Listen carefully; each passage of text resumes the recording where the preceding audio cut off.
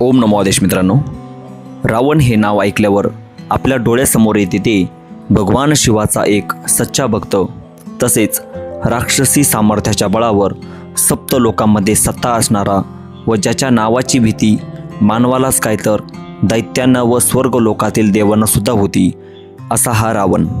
रामायणातील सर्वात क्रूर राक्षस म्हणून त्याची ओळख आहे. पण मर्यादा पुरुषोत्तम प्रभू श्रीरामचंद्र यांनी लंकेवर आक्रमण करून रावणाचा वध केला व रावणाचा तेथे अंत झाला. पण मी जर तुम्हाला असं म्हटलं की कलियुगाच्या प्रारंभी हा रावण पुन्हा देहरूपी जिवंत झाला होता, तर तुमचा विश्वास बसणार नाही. पण हे खरं आहे.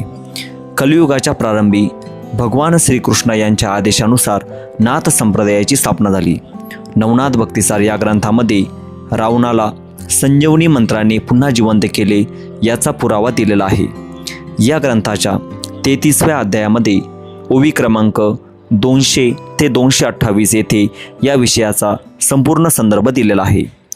जेव्हा त्रिविक्रमाच्या मरणानंतर त्या राजाच्या नगरातील लोकांसाठी व गोरक्षनाथांच्या विनंतीवरून त्या राजाच्या शरीरामध्ये मच्छिंद्रनाथांनी प्रवेश केला. रेवती राणीला हे कळल्यानंतर तिने मच्छिंद्रनाथांच्या मुख्य शरीराचे तुकडे तुकडे करून वेगवेगळ्या ठिकाणी फेकून दिले. हे तुकडे महादेवास कळल्यानंतर त्यांनी वीरभद्राला हे सर्व एकत्र करून कैलासाला सुरक्षित ठेवण्याचे आदेश दिले. त्यानंतर 12 वर्षांनी चैतन्य गोरक्षनाथांनी या गोष्टीची माहिती मिळाल्यानंतर त्यांनी त्यांच्या गुरूच्या शरीराचे तुकडे त्रिभुवनामध्ये शोधले. पण जेव्हा त्यांना कळले की हे त्यांच्या गुरूचे शरीराचे जे तुकडे कैलासामध्ये ठेवले आहे, तेव्हा त्यांनी तिथे जाऊन विनम्रतेने मागितले. पण वीरभद्राने ते देण्यास नकार दिला. त्यावरून वीरभद्र व शिवगण यांच्यासोबत चैतन्य गोरक्षनाथ महाराजांचे घनघोर युद्ध झाले. या युद्धामध्ये एक वेळी चैतन्य गोरक्षनाथ महाराजांनी संजीवनी मंत्राने सर्व दैत्यांना जागृत केले होते. यामध्ये अनेक बलाढ्य राक्षसे होती. या राक्षसांमध्ये रावण हा सुद्धा शरीर रूपाने जिवंत झाला होता व तो जागृत होताच सर्व देवी देवता आपापली विमाने घेऊन पळून गेली व रावण हा सर्व देवांकडे सूड भावनेने बघत होता. भगवान विष्णू महादेवांना सांगायला लागले की एक एक राक्षस मारण्याकरिता विविध अवतार धारण करावे लागले व एक एक राक्षस मारावा लागला. आता हे एकाच वेळी उठलेले म्हणजे जिवंत झाले आहे. त्यानंतर तिन्ही देवांनी चैतन्य गोरक्षनाथांना विनंती केली की हे थांबवा. त्यावर गोरक्षनाथ महाराजांनी उत्तर दिले की हे मायावी नसून संजीवनी मंत्राने जिवंत केले आहे. तेव्हा या राक्षसांसोबत वीरभद्र हा एकटाच लढत होता. गोरक्षनाथ महाराजांनी सांगितले की मला माझ्या गुरूच्या शरीराचे तुकडे परत द्या, तेव्हाच मी या राक्षसांना संपवेल.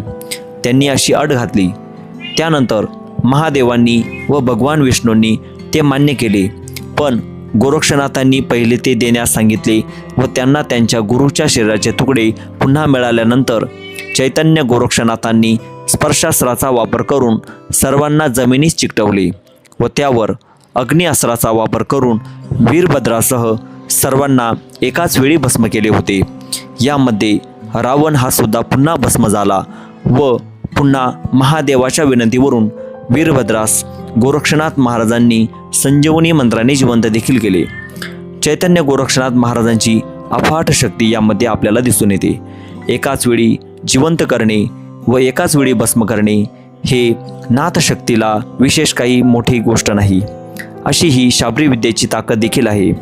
तर मित्रांनो, अशाच नवनवीन व्हिडिओ बघण्यासाठी व्हिडिओला लाईक करा व चॅनलला सबस्क्राईब नक्की करा. ओम नमो आदेश. अलख निरंजन.